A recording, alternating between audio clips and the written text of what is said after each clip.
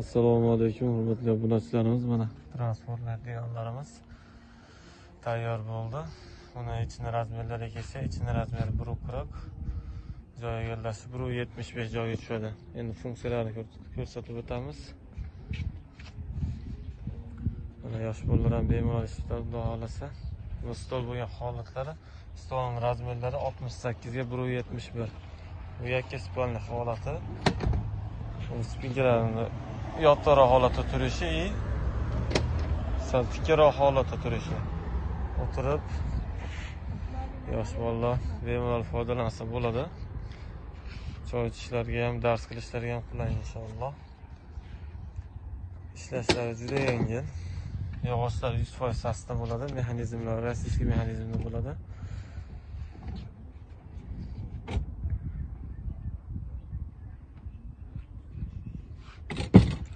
Bu mana spalni bo'lgan holatlari.